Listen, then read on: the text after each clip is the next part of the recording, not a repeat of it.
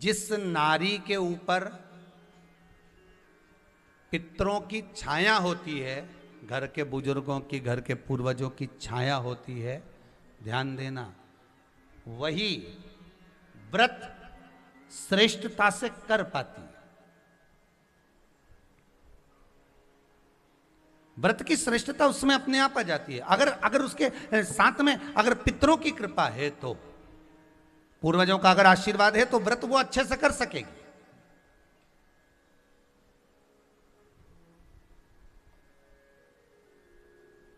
और सहज भाषा में समझ लीजिए, बहुत अच्छे से समझना इस बात को, कि मान लो, एक सरल भाषा में आप और अच्छे से समझिए उसको, बहुत अच्छे से,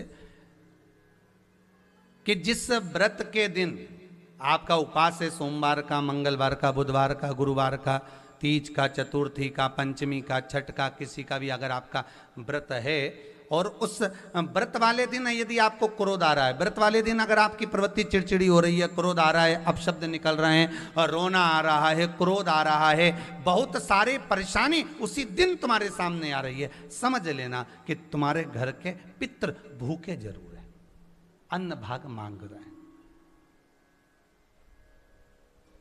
एक बात पहले भी कही थी, शायद आपको ध्यान में होगा, रात्रि को सोने के बाद, विश्राम के बाद, एक बार कहा था, आप लोगों को याद होगा, कि सोने के बाद में 2 घंटे के अंदर अगर आपकी नींद खुलती है, और खुलने के बाद यदि आपको भूख लग रही है, प्यास लग रही है, तो समझ लेना कि आपके पितर, आपके पूर्वज भूखे हैं, अन्न का भाग मांग रहे हैं, पानी पीने को मांग रहे हैं। उससे नहीं समझ सकते तो व्रत से समझो।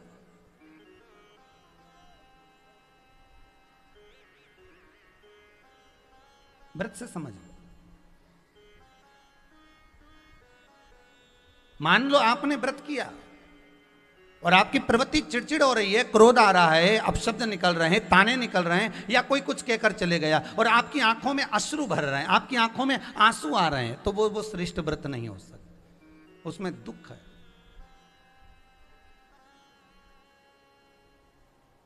पुष्प ताजा है तो आप भगवान को दोगे, सही है कि गलत है? केला अच्छा है तो भगवान को दोगे, वो काला पड़ गया तो तुम भगवान को दोगे क्या? अंदर से गल चुका है तो भगवान को दोगे क्या? नहीं, आप भगवान को दोगे। कोई फल ताजा है तो आप भगवान को दे दोगे, कोई पुष्प ताजा है, अच्छा है, तो आप भगवान को दोगे। अगर पुष्प मुरझा गया तो भगवान को दोगे क्या? पुष्प बेकार हो गया तो भगवान को दोगे क्या? नहीं। उसी तरह व्रत होता है, उसी तरह हमारा व्रत है।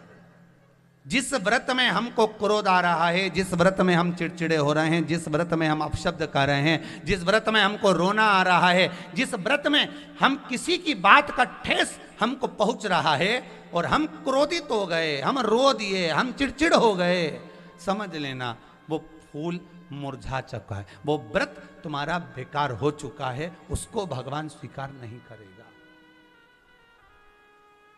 और जिस व्रत में आपके चेहरे पर प्रसन्नता हो, हम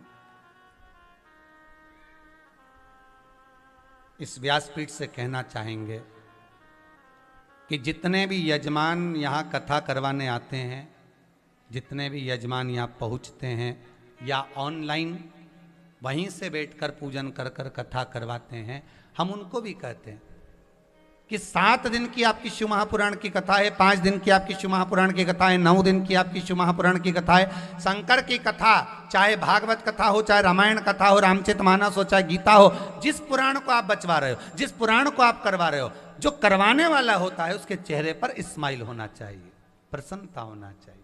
क्यों? क्योंकि इस पुराण को आप अकेले नहीं सुन रहे, इस पुराण को आपके पितृलोक में विराजमान पितृ पूर्वज भी श्रवण कर रहे हैं। जितनी आपकी चेहरे पर प्रसन्नता होगी, उतनी आपके पूर्वज भर भर कर आशीर्वाद देंगे। 7 दिन तक, जब तक आप कथा का रसस्वादन कर रहे हो, कथा श्रवण कर रहे हो, 7 दिन तक आपके चेहरे पर अगर प्रसन्नता है तो पूर्वजों का आशीर्वाद आप पर बना हुआ है।